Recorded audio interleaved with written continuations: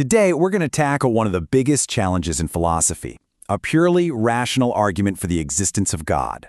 Now look, whether you're a believer, a skeptic, or somewhere in between, just set that aside for a few minutes.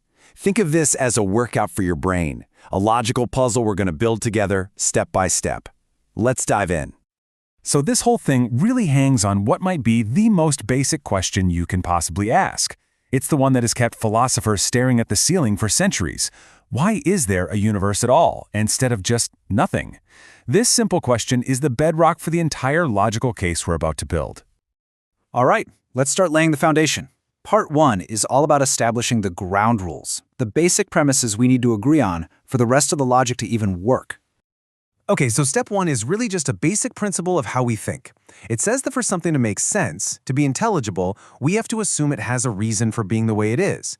You know, if your car starts making a weird rattling noise, you assume there's an explanation, right? You don't just say, oh, a meaningless rattle. This argument just takes that same logic and applies it to, well, everything. Now we take that rule and apply it to the biggest something there is, the universe. And it gives us a really clear choice. Either the universe's existence is a total mystery, a brute fact with no reason behind it, or it has an explanation. Logically, it's got to be one or the other. There's no third option here. And here's the crucial move. The argument says that being rational is to look for answers, to seek understanding. So to just throw up your hands and say the universe is a random, meaningless accident is kind of giving up on reason itself. Therefore, the argument goes, if we want to be rational, we have to reject the idea that the universe is just nonsense.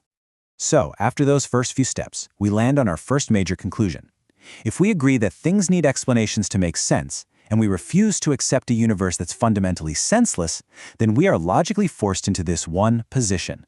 The universe must have an explanation. Okay, great. So the universe has an explanation.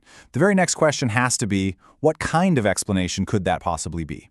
Well, the argument suggests there are only 3 categories to choose from. According to this argument, there are really only 3 flavors of answers. First, you've got your scientific explanation. Think cause and effect. A billiard ball moves because another one slammed into it. Simple. Second, there's a personal one. That's when an agent, a mind, makes a choice. I'm saying these words because I decided to. And third, there's an essential explanation. This is where something exists just because of what it is. A triangle has to have 3 sides. That's its essence. It literally can't exist any other way. Now for the fun part. We get to play detective. The argument is going to take each of these 3 types of explanations and see if they can actually answer the big question, can this explain the existence of the entire universe? First on the chopping block, a scientific explanation. I mean, this seems like the most obvious one, right? But think about it. Science explains stuff by pointing to earlier conditions and the laws of physics. But what do you do when the thing you're trying to explain is all the conditions and all the laws? There's nothing physical before all of physics. There's no outside the universe to point to as a cause. So the argument concludes, a scientific explanation for the whole shebang is actually impossible. All right, what about the essential one? Could the universe just have to exist by its very definition? Well, probably not. The universe doesn't seem to be like that. We can all pretty easily imagine a universe with slightly different physical laws, or even no universe at all. It isn't a logical contradiction like imagining a square circle, so this option gets tossed out too. So, we started with 3 possible types of explanation. We've just crossed 2 of them off the list. What does that leave us with? By a simple process of elimination, we are left staring at the only possibility still on the table. If the explanation can't be scientific and it can't be essential, the argument says it has to be personal. This right here is the major turning point of the whole argument. And this brings us to the second massive conclusion. It's the direct result of everything we've walked through so far.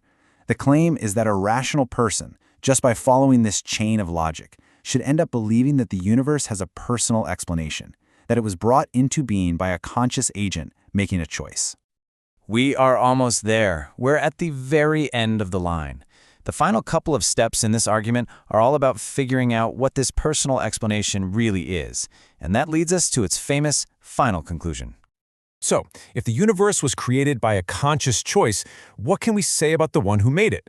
Well, the argument here is pretty straightforward. To create an entire universe, all of space, all of time, all matter and energy, from literally nothing, this agent would have to be unbelievably powerful, incredibly intelligent, and has to exist outside of space and time. And that collection of traits, the argument says, is basically the job description for what we call God. And there it is, the final stop, the logical endpoint of this whole 10-step chain. The argument asserts that if you've accepted all the premises and all the deductions we've made along the way, this is the conclusion you must rationally accept. So let's just do a quick recap of the journey, right? We started by saying the universe needs an explanation.